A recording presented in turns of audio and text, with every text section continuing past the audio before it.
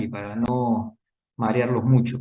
Entonces, acá tenemos en esta diapositiva, pues hay diferentes tipos de virus, ¿no? Los virus más conocidos son los virus de la hepatitis, que son los que vamos a hablar un poquito, los virus de la hepatitis A, B y C. Y ustedes pueden notar, pues, en este cuadrito que hay variaciones básicamente en el periodo de incubación, la forma de transmisión, si se llega a la cronicidad o no, y si hay cuadros fulminantes, ¿no? Eso lo vamos a ir discutiendo en el desarrollo. Dese cuenta en la parte inferior que la hepatitis A tiene alta, ¿no? Prevalencia, igual que la hepatitis B en nuestro país, y más bien la hepatitis C tiene baja prevalencia, ¿no? Por eso vamos a tocar un poco más en detalle la hepatitis A y la hepatitis B. Solamente para recordarles que hay diferentes tipos de infecciones. Hay infecciones con virus hepatotrópicos, como lo que ya hemos mencionado, y hay algunas otras infecciones con virus que pueden dar un cuadro más bien sistémico, como ven ahí una lista, ¿no? En la segunda línea verde, que pueden afectar el hígado y también generar inflamación, ¿no? No empieza el tema en hígado, sino más bien es un cuadro sistémico, como el Epstein-Barr, citomegalovirus, etcétera, y puede haber cierto compromiso hepático con cierta inflamación. Lo mismo que en cuadros bacterianos, ¿no? Ustedes ven ahí que en cuadros de Brucela, en tifoidea, en leptospirosis, pueden haber cuadros de compromiso hepático, hepatitis también, pero asociado a una infección que no es viral, sino bacteriana. Y hay diferentes razones en cuadro de la derecha también de otras índoles, como metabólicas, autoinmunes. Entonces, hepatitis es un término general, inflamación básicamente, lo más frecuente de hecho es infeccioso, lo más frecuente en niños es viral, y es un poco lo que vamos a comentar ahora. Cuando nosotros evaluamos el compromiso hepático en un paciente o en un paciente con hepatitis, los perfiles bioquímicos que tenemos que tener en cuenta es, uno, si hay lesión citopática, si hay compromiso en parénquima, compromiso inflamatorio parenquimal. Entonces, para eso solamente recordar, pues, ¿no? En la parte histológica, donde ven ustedes el espacio porta, donde está la arteria hepática, la vena hepática y los ductos biliares, y la vena centrolobulillar, ¿no? Entonces, estos son el lobulillo clásico, y esa es la distribución de los espacios porta en un extremo y en el otro, en la parte central, la vena centrolobulillar, ¿no? Debemos entender, pues, que en un compromiso de hepatitis hay aumento de la celularidad, no solamente de células inflamatorias, como por ejemplo linfocitos, que van a estar, ¿no? En ese lobulillo hepático, especialmente cerca al espacio porta, sino también va a haber compromiso de los propios hepatocitos, ¿no? Con balonización de ellos y necrosis. Entonces, este daño, este proceso inflamatorio y este daño de hepatocitos van a liberar una serie de enzimas, que es lo que vamos a ver a continuación. Ustedes las recuerdan, ¿no? La AST, la ALT, que se llamaban pues TGO y TGP respectivamente antiguamente, y estos hablan de un compromiso parenquimal. Entonces, la TGO y TGP, que son las transaminasas, se encuentran dentro del hepatocito, y esto, cuando se daña el hepatocito, estas enzimas son liberadas, y al liberarse, obviamente, hay esa hipertransaminemia, que ustedes van a ver ese aumento, ¿no? Importante de TGO, de TGP, un aumento rápido a lo largo de ese cuadro de hepatitis. Entonces, recuerden que dentro de los hepatocitos están estas transaminasas, y es el marcador de inflamación hepática. El segundo punto del perfil bioquímico es la colestasis, un compromiso obstructivo. Entonces, ustedes recuerden que en el lobulillo no solamente pues hay vasos sanguíneos, sino también hay los conductos biliares. Los canalículos biliares van a ir drenando la bilis hacia los ductos biliares, y estos ductos biliares finalmente van a ir hacia los conductos hepáticos izquierdo y derecho, al conducto hepático común, el cístico y el colédoco, ¿no? Entonces, todo esto va filtrándose y va drenando hasta el conducto principal. Cuando hay algún compromiso, ¿no? En el hígado, compromiso que pueda afectar y pueda obstruir las vías biliares, finalmente va a haber, pues, ¿no? Colestasis, y va a haber aumento y liberación de unas enzimas que están a nivel de estas células de los canalículos. Ustedes pueden ver acá en la imagen, ¿no? Dos hepatocitos. Este es un esquema de un hepatocito, donde ustedes pueden ver diferentes puntitos. Los que están en rojo y morado hablan de transaminasas, lo que está en verde y lo que está en amarillo habla de fosfatasa alcalina y gamma-glutamil, transferasa. Ustedes se dan cuenta que en el citoplasma, en el hepatocito, están las transaminasas, y más bien la fosfatasa alcalina y la gamma-glutamina están más cerca a los canalículos. Lo mismo ven acá en esta otra imagen de la derecha. Entonces, cuando hay afectación canalicular, obstrucción de vía biliar, hay liberación por daño de las células que están en esta zona, por liberación a este nivel, ¿no? Liberación de estas enzimas, de esta gamma-glutamil, que es lo que va a liberarse y va a aumentar. Entonces, cuando ustedes hagan un examen de perfil hepático. Entonces, compromiso inflamatorio, compromiso hepatocito parénquima, básicamente es liberación de transaminasas, aumento de transaminasas en sangre. Compromiso obstructivo es liberación de gamma-glutamina en sangre, y eso es lo que ustedes van a ver cuando hay daños a nivel canalicular o obstrucción a nivel de ductos biliares. Y lo tercero que tenemos que ver es la función hepática, si está alterada o no, que es un marcador importante de lesión hepática y muchas veces de insuficiencia hepática. Y ahí hay que ver si trabaja adecuadamente el hígado.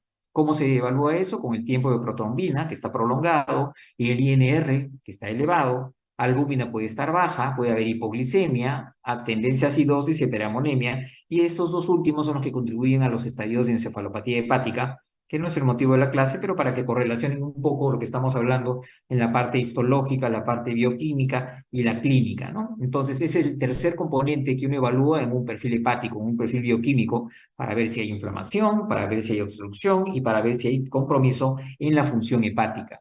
Acá tienen un pequeño resumen donde ustedes pueden ver daño hepatocelular, parenquimal, inflamatorio, transferasas o transaminasas, más bien daño colestásico, fosfatasa alcalina, gamma-glutamil y la bilirrubina directa, y compromiso de función hepática con albúmina, tiempo de protrombina y el amonio, ¿no? Básicamente, cuando es un compromiso hepatocelular parenquimal, entonces hay mucho aumento de transaminasas, y cuando hay un compromiso más bien colestásico, hay mucho aumento de fosfatasa alcalina y gamma-glutamina. Hepatitis A es la hepatitis más prevalente en todo el mundo, hablando en niños, hepatitis aguda que es benigna felizmente, fulminante en raras oportunidades, es un virus ARN y más prevalente en los países en vías de desarrollo como es el nuestro. Aquí hay mucha hepatitis A. ¿Cómo se contagia? Ya ustedes lo saben, no mencionó su curso de infectología, transmisión fecal oral, es muy contagioso, y la transmisión parenteral es muy rara, la verdad, ¿no? La mayoría es transmisión fecal oral y por eso es prevalente pues en los niños, ¿no? Ustedes pueden ver en esta gráfica que es un poco recargada, pero importante, para que ustedes se puedan ver en las semanas, en el tiempo, en semanas y meses tras la exposición a un paciente con hepatitis, qué es lo que va a ir pasando. Y ustedes pueden ir viendo cómo, por ejemplo, la excreta de virus en las heces del paciente inclusive se presenta antes de iniciar síntomas, ¿no? Semanas antes de empezar los síntomas, el paciente que ya está expuesto podría días o semanas antes estar excretando ya virus de hepatitis A, y esto inclusive varias semanas después de que los síntomas, ¿no?, han comenzado a disminuir. Otra cosa importante que hay que recordar es que el pico este de transaminasas se va a dar y va a coincidir generalmente con la aparición de la ictericia. Por eso cuando van a la emergencia amarillos y le toman transaminasas están muy altas, generalmente por encima de 1500, 2000, ¿no? Hipertransaminemia muy marcada en hepatitis A, cuando ya el niño lo traen amarillo y se toman los controles por emergencia. Y así como el paciente llega amarillo y llega sintomático, a medida que pasan los días, miren cómo bajan las transaminasas, y por eso el paciente del pico con el que llegó comienza a descender la transaminasa y obviamente a mejorar los síntomas, por más que el paciente todavía esté ictérico, los síntomas pueden ya ir descendiendo. Y el último punto a tener en cuenta en cuanto a la gráfica es esto del aumento de la inmunoglobulina M, ¿no? A lo largo de las semanas, luego de empezados los síntomas, comienza a aumentar la inmunoglobulina M y es el marcador, la IgM es el marcador de hepatitis aguda. Más bien la IgG va aumentando en el tiempo y persiste a lo largo de muchos meses, y por eso es un marcador como historial de haber tenido hepatitis A. Recuerden que la IgM se mantiene en niveles detectables importantes hasta más o menos los 3 a 6 meses, ¿no? Los 3 a 4 meses. Después del tercer mes ya comienza a descender. Entonces, si yo quiero ver si el paciente ha tenido hepatitis A, después de los 3 meses deberían tomar deberían tomar IgG, porque ya la IgG está en un valor, a un nivel muy importante, y la IgM ya está en descenso. Entonces, lo que nos puede decir que lo que tuvo el niño 3 o 4 o más meses atrás fue hepatitis A es con una IgG, no tanto con una IgM. Útil la IgM en los primeros 3 meses, en las primeras semanas, en realidad. como marcador.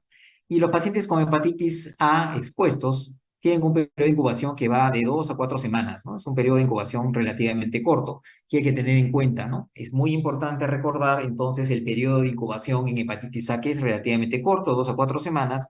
Más bien en la B y en la C puede ser más largo, especialmente en la B, como ustedes ven en la gráfica.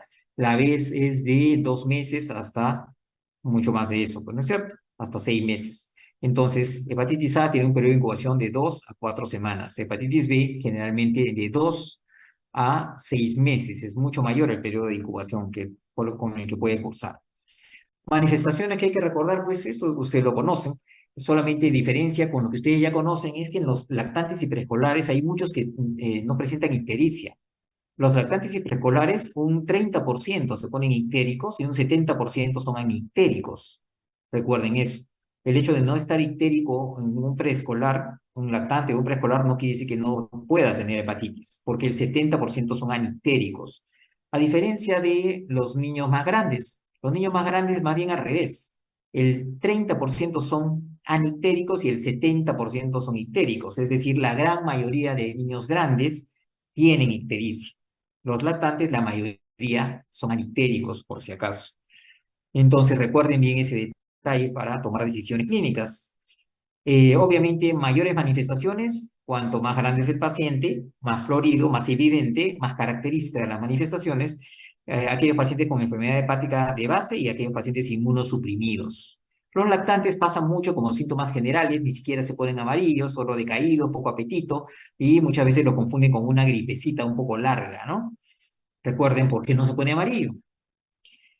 Entonces hay una fase prodrómica, una fase inicial con decaimiento, malestar, ¿no? Hiporexia, pérdida algo de peso, un discreto dolor abdominal. Luego ya viene una fase ictérica de más o menos 3 a 5 días y luego una fase ictérica, ¿no? Francamente ictérica, donde los síntomas pueden aumentar en esos primeros días de aparición de la ictericia y generalmente después del segundo o tercer día de estar amarillo ya comienza la fase de convalescencia, el paciente se va recuperando.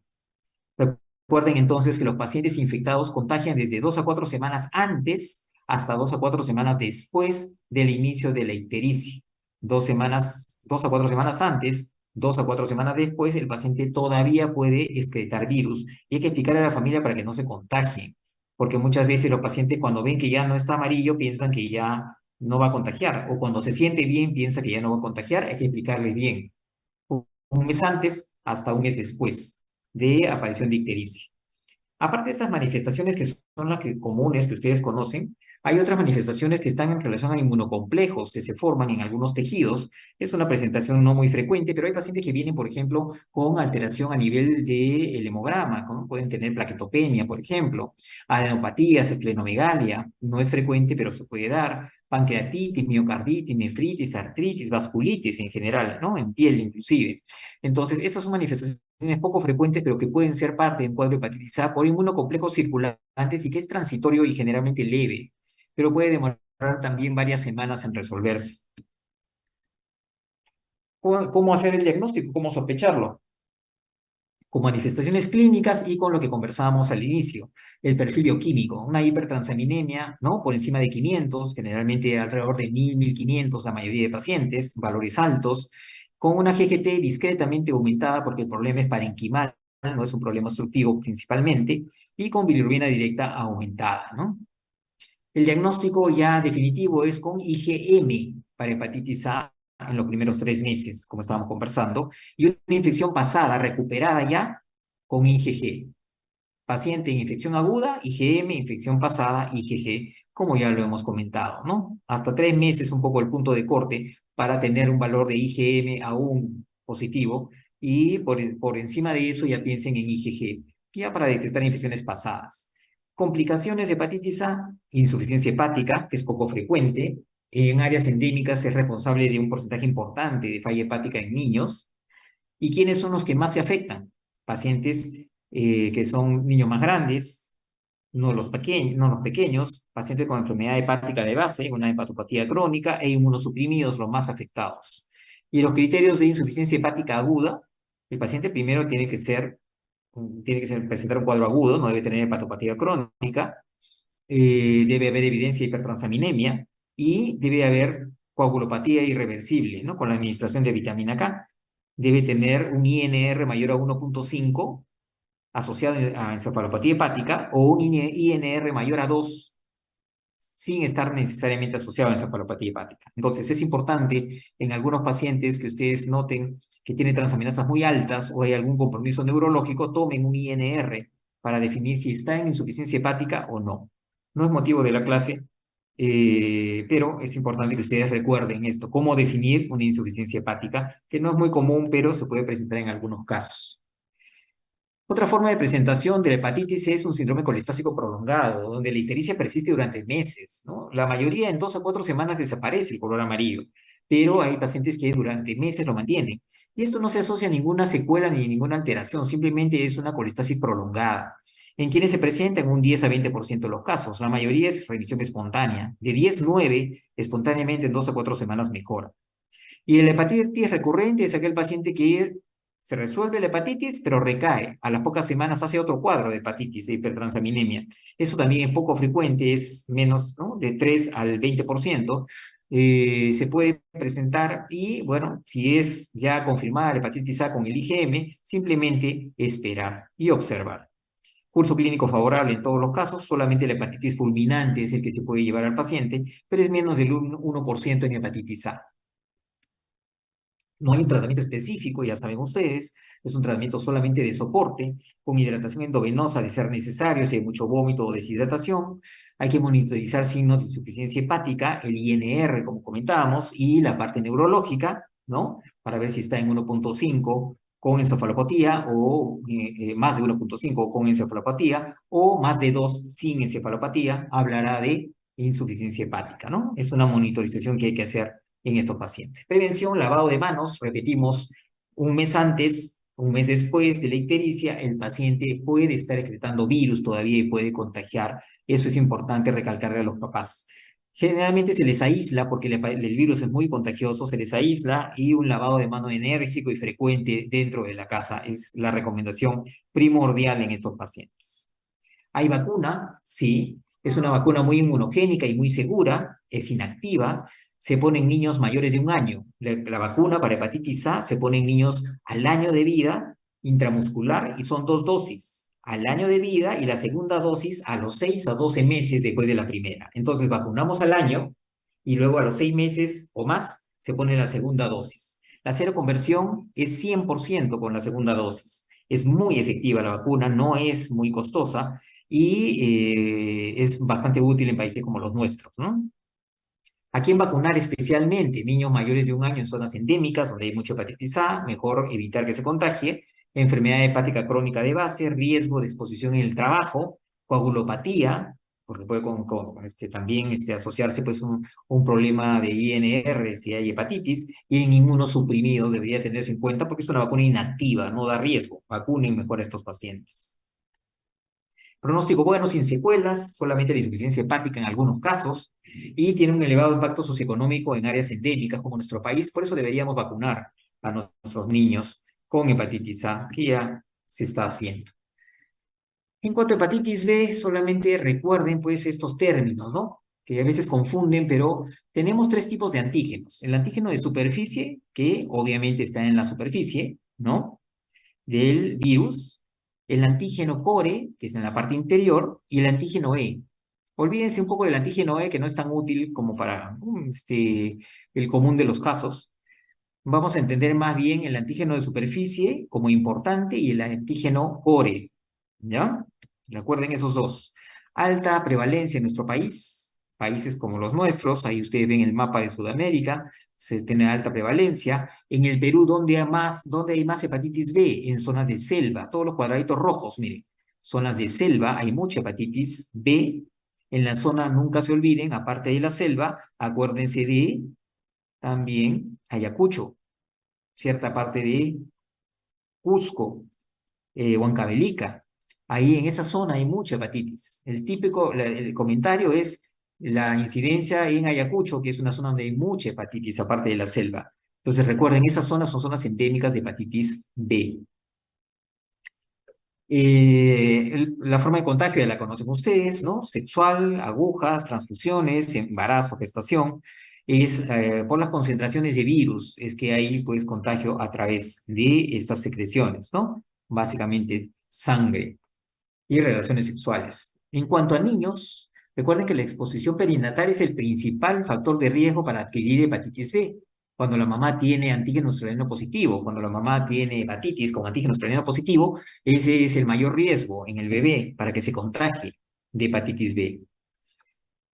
El marcador serológico de infección recién va a aparecer 1 a 3 meses después del nacimiento. Entonces, ustedes no esperen allá, vamos a tomarle a ver serología al bebé, a ver si se contagió o no. Eso no es, ¿no?, lo que nos va a ayudar en las primeras semanas ni en los primeros meses de vida. La inmunoprofilaxis al nacer es muy eficaz, que ya vamos a ver ahora. Hay que vacunar a estos niñitos y hay que ponerles inmunoglobulina. Previene a más del 95% de protección, previene el contagio. Es importantísimo colocarle, si la mamá es antígeno australiano positivo, superficie positivo, proteger al niño con la inmunoglobulina y la vacunación. Como se detecta el virus de modo inconstante en la leche, en el antígeno de superficie de modo inconstante en la leche de mamá infectada, por eso es que el riesgo es bajo y puede recibir lactancia generalmente. Acá tenemos un cuadrito similar, acá está el de la hepatitis A al lado derecho chiquito, y este es el de la hepatitis B. Básicamente los temas son los mismos, las inmunoglobulinas, el periodo de incubación, que es más largo, recuerden, es 2 meses a 6 meses, es mucho más largo el periodo de incubación.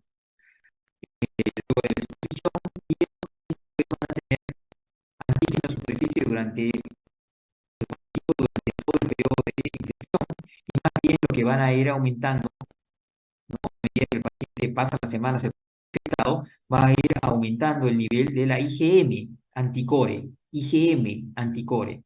Y la IgG anticore es la que nos va a dar, igual que en el caso de la hepatitis A, nos va a hablar de infecciones pasadas, ¿sí?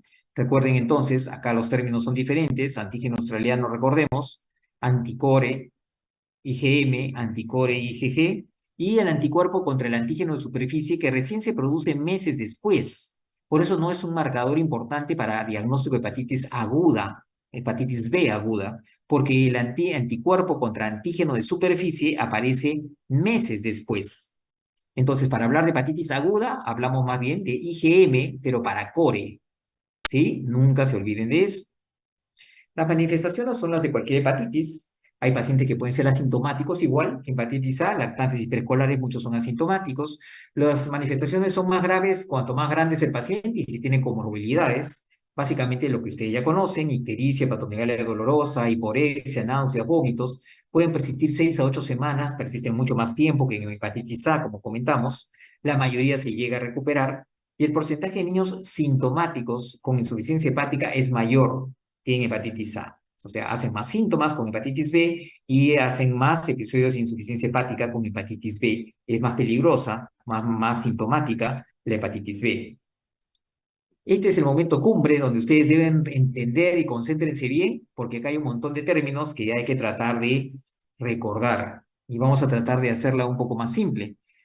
Si el paciente tiene hepatitis B o tiene un cuadro compatible con hepatitis B y queremos ver si es una infección aguda, lo que tenemos que hacer es IgM, anticore. IgM anticore positivo habla de infección aguda, pero asociado a la presencia del antígeno del virus. O sea, el virus está presente y se están generando anticuerpos IgM. Es una infección aguda. Es una infección aguda. Ustedes pueden ver acá que el el anticuerpo para antígeno de superficie es negativo porque se eleva semanas después, no tiene que ver con cuadros agudos, ¿ya? Semanas o meses después.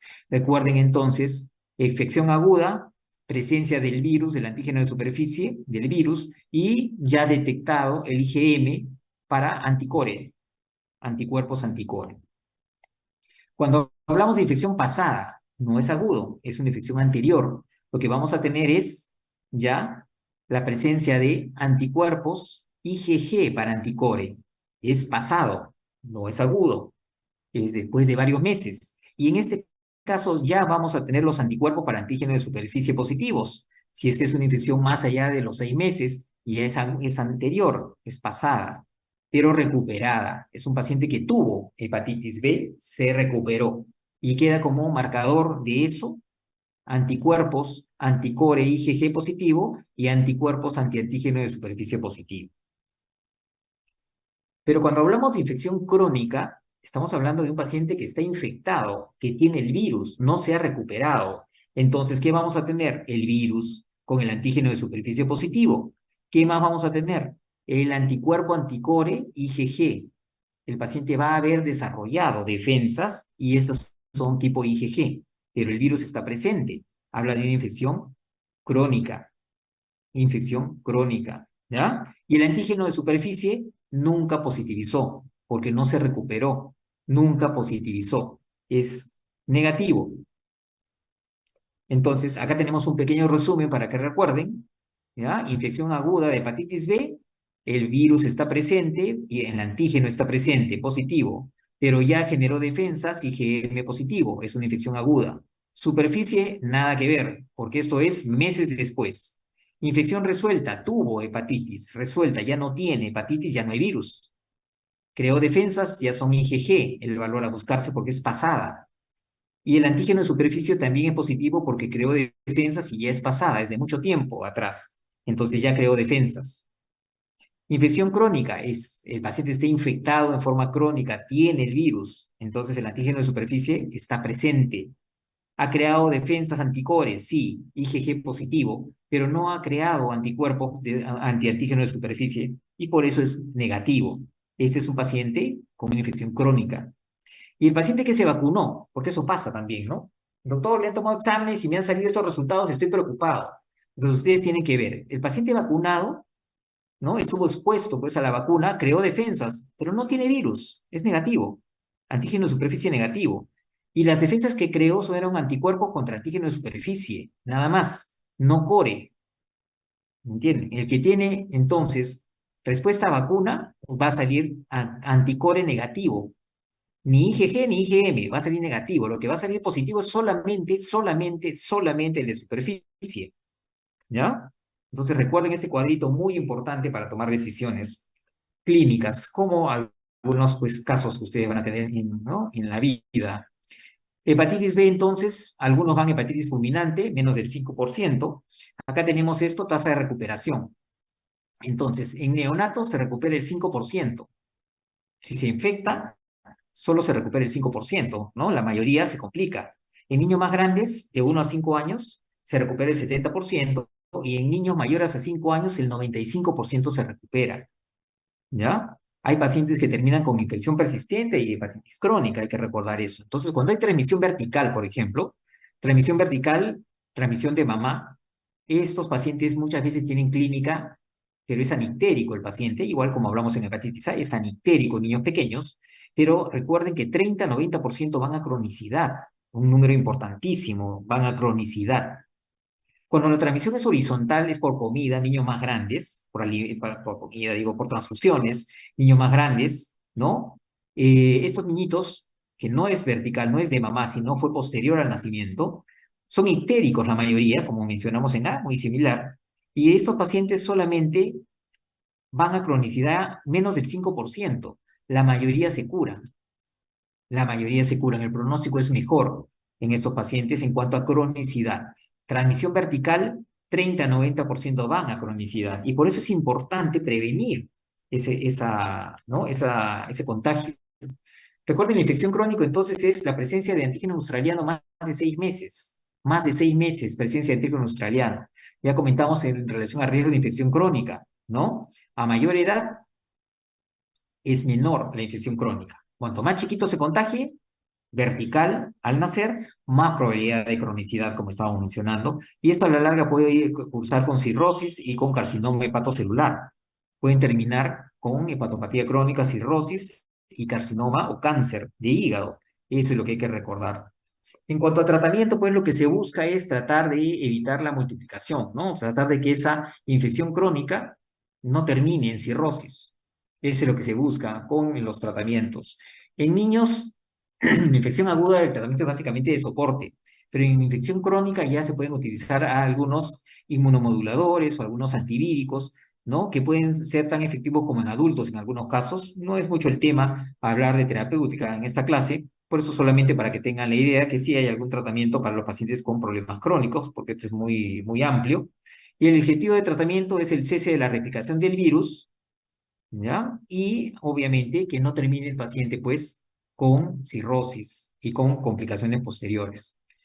La prevención se hace con vacunación y con inmunoglobulina para hepatitis B. La inmunoglobulina se coloca posexposición y proporciona protección temporal durante los siguientes 3 a 6 meses, pero evita, pues, hablando de neonatos, que se contagien, ¿no? Entonces, esto es importante, la inmunoglobulina, pero también la vacunación. Muy inmunogénica, muy segura, inicio desde el nacimiento para prevenir la infección perinatal e infantil temprana, seropositividad más del 95% luego de segunda dosis, y con la tercera ya mantiene la inmunidad a largo plazo.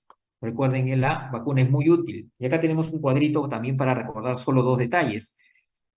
Uno, estos pacientes deben recibir profilaxis universal. Todos se les vacuna al nacimiento, a los 2 meses y perdón, al mes y a los 6 meses, ¿no? Entonces todos reciben 3 dosis de vacunas. Todos. Niños más grandecitos reciben, ¿no? A los 0, al mes y a los 6 meses. Pero cuando es un niño con contacto, porque la mamá es antígeno estradiano positivo, no solamente hay que ponerle la vacuna al nacimiento, importantísimo, sino también hay que ponerle inmunoglobulina, una dosis, en las primeras 12 horas después del nacimiento. Entonces hay que detectar qué mamá es antígeno australiano, perdón, es antígeno australiano positivo para poder en las primeras 12 horas no solamente vacunar, sino también colocarle inmunoglobulina, su dosis, una dosis de inmunoglobulina para proteger al niño y de esa manera evitar todo lo que se le puede venir en el futuro. Nunca se olviden de eso. Siempre detectar mamás con antígeno australiano positivo para poner inmunoglobulina y vacuna al nacer. Pronóstico suele ser favorable en la mayoría, a pesar del riesgo de insuficiencia hepática. Desarrollo de la infección crónica se asocia a cirrosis y carcinoma hepatocelular luego de años. La transmisión perinatal lleva cronicidad, es responsable de alta incidencia de cáncer hepático en adultos jóvenes en áreas endémicas. Por eso es importante conocer cómo prevenir y proteger a estos niños. Y pues la infección y sus complicaciones se controlan de modo bastante efectivo con la vacuna. Nunca se olvide. Solo algunas palabras en cuanto a hepatitis C. Es un virus ARN, da lesión parenquimal por mecanismos citopáticos y algunas veces inmunomediados. Hay transmisión vertical en hasta el 5% de los recién nacidos de madres virémicas. No es tanto como la hepatitis B, felizmente. Se contagia por transmisión sanguínea, contacto sexual y de mamá a bebé. Es poco frecuente en nuestro país, como ustedes ven, ¿no? Baja prevalencia, pero el 85% de los adultos infectados lo están de forma crónica, o sea, llevan mucho más a cronicidad la hepatitis C. Manifestaciones agudas suelen ser leves e insidiosas, rara vez va en hepatitis aguda, a diferencia de la B, a insuficiencia hepática aguda, a diferencia de la hepatitis B, pero es el que con mayor probabilidad lleva a cronicidad. Por eso es importante este virus, porque es la C de cronicidad va a cronicidad en muchos casos, ¿no? En adultos infectados, el 85% desarrollan hepatitis crónica. Y acá tienes solamente para recordar la imagen, hepatitis C aguda, erradica 20 a 40% y se hace persistente y termina en crónica en un porcentaje importante. ¿Quiénes sufren este tipo de temas? Por ejemplo, pacientes que reciben diálisis, pacientes que los transfunden con frecuencia para alguna enfermedad hematológica, son los más expuestos a contagiarse de hepatitis C. Y muchos de ellos, lamentablemente, como complicación, terminan con hepatitis crónica. Ese es el cuadro similar a los anteriores, donde vemos pues la evolución, la presencia pues de este IgG para hepatitis C, un cuadro muy similar. El periodo de incubación también puede ser bastante amplio. El diagnóstico buscando pues anticuerpos para hepatitis C, y acá lo mismo, ¿no? El diagnóstico se hace con serología, ¿no? Para hepatitis C no es nada muy complicado. Las complicaciones a recordarse: riesgo de insuficiencia hepática es bajo, pero el riesgo de cronicidad es alto, y su progresión a cirrosis y carcinoma también es importante. Es la causa más frecuente de indicación para trasplante hepático en Estados Unidos, para que lo tengan en mente. En nuestro país, felizmente, no hay mucho, ¿no? Tratamiento: no hay tratamiento aprobado todavía para niños, y felizmente en niños la evolución hacia cronicidad y cirrosis y carcinoma es menor que en adultos, ¿no? ¿Cómo se previene? No hay vacuna. Hay que identificar a estos pacientes precozmente, los que estén infectados, y hay que seguirlos con pruebas de función hepática, ecografía para ver lesiones hepáticas, tumores y alfa-fetoproteína, marcador de cáncer hepático, ¿no? La vacuna contra A y contra B es mejor siempre tenerla en cuenta en infectados con hepatitis C para evitar, pues, sobreinfecciones que puedan ensombrecer más el pronóstico de estos pacientes con riesgos de insuficiencia hepática posterior. No sé si tienen alguna duda, alguna pregunta. Hemos tratado de ser lo más cortito que se puede la clase para que el día de mañana no se me confundan mucho. Básicamente son casos clínicos, como ustedes ya saben, y lo importante, como les dije, lo más importante es lo más saltante que hemos conversado, que es, más que la clínica, que creo que ya la conocen todos, son las diferencias entre niños y adultos, uno, dos, cómo hacer el diagnóstico en relación a las pruebas serológicas y los marcadores serológicos que ustedes ven que en B son varios y hay que recordarlos. Y bueno, básicamente eso, ¿no? Sobre terapias no solemos preguntar mucho porque la verdad que yo creo que en este momento ustedes deben saber identificar y diagnosticar, confirmar los diagnósticos en general y obviamente en caso de hepatitis también. No sé si tienen alguna duda, alguna pregunta, muchachos. Doctor, buenas tardes. Sí, con respecto a lo que es la infección de hepatitis B, ¿podría repetir cómo serían los marcadores en infección crónica, por favor? Que eso me confundió. Claro, sí. Acá tenemos el cuadrito de resumen, mira. Cuando tenemos un paciente y tenemos resultados, tú vas a interpretar los resultados. Entonces, para que lo entiendan nuevamente, si yo pienso en una infección aguda, es que el paciente tiene el virus. Entonces, si tiene el virus, yo lo que voy a encontrar es el antígeno de superficie positivo, ¿ya? Si es que el paciente tiene un cuadro agudo y ya se está recuperando, entonces comienza a crear defensas con IgM positivo. Y eso es lo que vas a tener como marcadores en infecciones agudas, ¿sí? Cuando tienes infección pasada que ya se resolvió, o sea, tuvo hepatitis B antes, meses atrás, no hay ya el virus. Entonces, es negativo el antígeno de superficie. Pero lo que tienes como marcador, ya recuerda siempre, G habla de historia anterior. Entonces vas a tener positividad del IgG, ¿ya? Esto te hablará de que el paciente tuvo hepatitis B en algún momento. Pero también vas a tener antígeno de superficie, perdón, anticuerpos contra el antígeno de superficie positivo. Pues es un paciente que ha tenido, ya negativizó porque se murió el virus, pero se murió y generó defensas en cuanto a antígenos, anticuerpos para antígeno de superficie. En infección crónica, el paciente está infectado y si está infectado tiene el virus. Entonces el antígeno de superficie va a ser positivo. El anticore ya se ha ido formando, pero el IgG, porque es crónico. Y lo que no ha creado son defensas para el antígeno de superficie. Por eso es que esta es crónico, por eso es que no ha controlado la enfermedad, la infección, y te va a salir anticuerpo contra antígeno de superficie negativo. ¿Ya? Y el paciente que ya ha sido vacunado, pero obviamente no está enfermo, sino solamente es historia de vacunación, es un resultado que por ahí sale y queda duda, es un paciente que le sale todo negativo, no hay virus en el cuerpo, no hay anticore porque nunca estuvo enfermo, pero han creado defensas, ¿no? Esas defensas que nos protegen se están en relación al antígeno de superficie con el que estuvo expuesto cuando le pusieron la vacuna. Entonces creó solamente anticuerpo contra antígeno de superficie.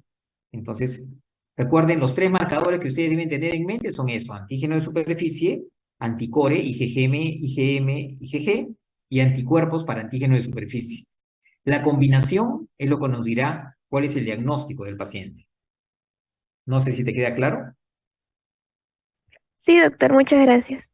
Ok, entonces hay que leer con paciencia nomás para que ustedes puedan interpretarlo y creo que teniendo en cuenta algunos detalles de si está enfermo o no está enfermo, habrá virus, no habrá virus, ya podremos hablar también de IgM, IgG, si es agudo, si es crónico, y la presencia de superficie positivo o no, para que ustedes hagan sus diagnósticos, ¿no? Pero esto es importante, este cuadrito es el importante en hepatitis B, ¿no? ¿Algo más, muchachos? Doctor, una consulta. A un paciente, a un pediátrico que ha contraído hepatitis B, igual se le tiene que vacunar después o ya tiene inmunidad para siempre. No, el paciente que ya tuvo hepatitis B ya tiene inmunidad, ya no necesitaría vacunarlo. Ahora, depende obviamente de la historia, ¿no? Porque en general deberías ya no vacunarlo, porque ya tiene, ya creó defensas, ¿no? Igual que hepatitis A, ¿no? Paciente con hepatitis A ya también que generó defensa ya no necesita vacunación, ¿no? Está bien, gracias, doctor. Ok. Bueno, muchachos, entonces, si no hay más dudas, por favor, me pasas la lista para tenerla, Cristian, y les deseo suerte el día de mañana, pues por allá nos vamos a encontrar para cuidarlos, a ver si se portan bien o no en el examen. Muy bien, muchachos, entonces quedamos así, ¿ya? Por favor, espero la lista y descansen un ratito para su siguiente clase, pues.